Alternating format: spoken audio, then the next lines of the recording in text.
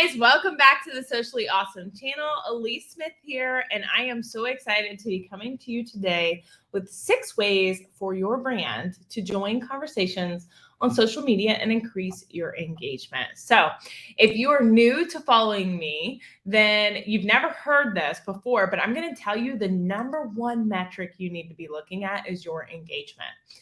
Followers don't matter if they're not your ideal avatar, if they're not buying what you're selling, right? If they're not commenting, if they're not engaging with you, if they're not having conversations with you, they do no good for you, right? And you're not helping them. It's not all about you and your brand, but if you're not having conversations, you're not helping them. If you're not solving a problem for them, you're not helping them. So how can we use conversations to increase that engagement? So customers always have questions about products, services. You want to give them a place to be heard, right? So you really need to think about what are some ways that you can have that call to action that encourages them to engage with you. So the first would be ask creative questions. I've said it a lot on this platform and on my podcast, but I'll say it again. Social media is all about ego. People love showing off their smarts. They like asking their questions, they like asking questions they really want the answer to, right? Do you do this? Do you do that? But ask your customers what something specifically would help them. So I'll give you an example.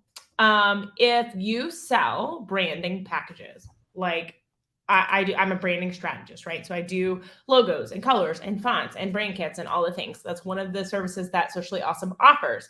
Instead of just saying like, what could a logo do for you? Well, I mean, people would have answers for that, right? Well, it could just make me recognizable. I'd have a logo. I could get a business card. No, be specific. So what could having a style guide with a logo mean to make it easier for your business every day? Ask that engaging question, that detailed question, that creative question.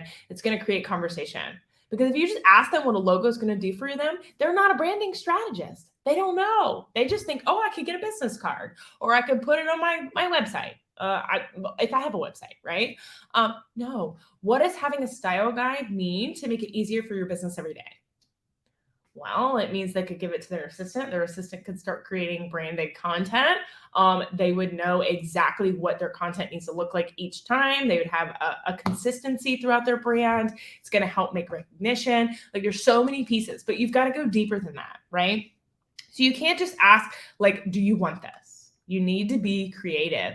So you could post your questions in the old-fashioned ways, like I said, or be creative. So ways that are going to be liked and commented on and shared more than just your text-based posts, right? So the general rule of thumb is that one visual should be used for every 75 to 100 words posted. So that means if you ask a question, post it as an image, that will get engagement. That is a text-based post, but you don't need to stick to the images, right? So Facebook Live, Twitter, Instagram, Snapchat all allow for quick and simple ways to ask that question in a video post.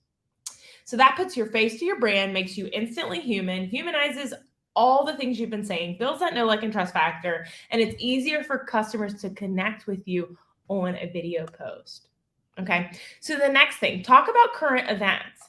It's time for the Super Bowl or the Olympics or the playoffs or something that just happened in the world recently, right? You're allowed to have an opinion on those things. And I'll tell you, staying neutral will keep you neutral. Always. You will not be number one, which, I'm competitive. So, number one's always a thing. We're always after number one. But you will not win if you're always neutral. You've got to pick a side so that people know I'm with her or I'm not with her. People that are emotionally intelligent will be okay with you not agreeing with them all the time. Okay, so then you need to look at your audience. Are you filling your audience with people that are respectful of different opinions, or are you filling your audience with people that are just going to agree with you and be people pleasers? Either way, that's up to you. You know who your avatar is, but taking an opinion will not only show your audience this is what she believes in and I love her for it, or it will show them like, hey, I don't align with her. So, and that's okay. That is okay, because then people will go elsewhere and you're not wasting your time and exhausting your efforts on people that don't align with you. So talk about current events. Now, there are some rules of thumb that you might want to avoid, like politics and religion. That's completely up to you. I'm not going to tell you where to go. I do avoid those topics because, not necessarily religion, but politics I do, just because I don't like having those conversations. I am not on the up and up. My husband keeps me informed about what's going on, and we kind of go from there. So I don't get involved in conversations that I am not going to enjoy or have a good input with or be helpful for. Like, I'm here to provide value to my audience. Me talking about politics is not going to be valuable to you at all. But my faith and my religion is forefront in my business. So people know that coming in, that I've partnered with a new health and wellness company that is faith-based, that I am working on my relationship with God every single day, and people are aware of that. And it will either attract them to me or it will deter them. And that's okay. If it deters them, that's totally fine. Like, I'm not here for everyone, right? So you've got to understand that as well. So the next is going to be user-generated content. So ask your audience to contribute their own content to you. Ask them to share with you. Share at the end of every podcast episode, every StreamYard I say, hey, take a picture of me, tag me in your story, share it to your stories. I'll share it with my audience and help you with your growth. Not only am I helping you, but you're helping me. I'm asking you for that user-generated content. I want people to see that you're listening to what I have to say. Running social media contests. So this could be super fun, but if you're encouraging that user-generated content, why the heck not make it a contest, right? You can offer something. It does not have to put you in a bind or something huge that you offer. You can offer a super small incentive, like $25 Amazon gift card. People will run for that Amazon gift card. You think I'm kidding? I would run for an Amazon gift card, and I don't even run. Like, running is not my thing.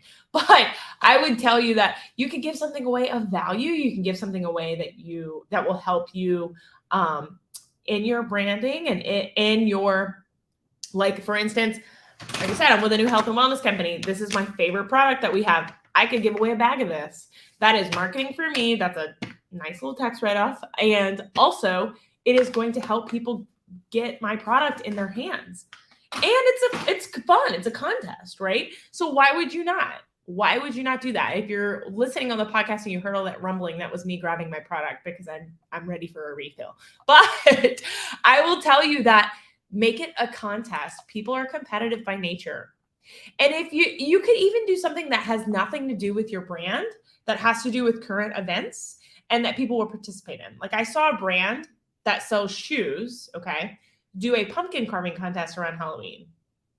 That was pretty cool, right? That has nothing to do with shoes, but it got their audience engaged in something that they were already doing anyway. Their audience was already going to carve pumpkins with their kids or for their local trick-or-treating event or whatever. And it gave them an opportunity to engage with doing something they were already doing. So they're more likely to engage because they were already doing it, right? So really take into consideration, these are just some examples, some simple ways to start that conversation with your audience and encourage that conversation with them. Customers will reward you if they feel like you care about them. So really think about, how can I show that I care when you're creating your content? So as always, take a screenshot, wherever you're listening, wherever you're watching, post this in your stories and tag me. I would absolutely love to give you a shout out to my audience. If you're not already in Socially Awesome, make sure to check the show notes below. Socially Awesome Entrepreneurs is my free Facebook community where I give daily tips, tricks, and trainings to help you with your business and social media. And as always, we would absolutely adore you if you left a review. I adore you anyway, but if you left a review, that's the biggest compliment that you can give to this show. It really lets me know what you're getting out of it, what you're enjoying, and it helps other people find the show. So if you are listening on the podcast, please leave us a review. If you're watching this on YouTube or Facebook, drop us a comment. Let us know that you're watching. It really just helps keep the content alive. So until next time, guys, make it simple, make it social, and make it awesome. Thanks, guys.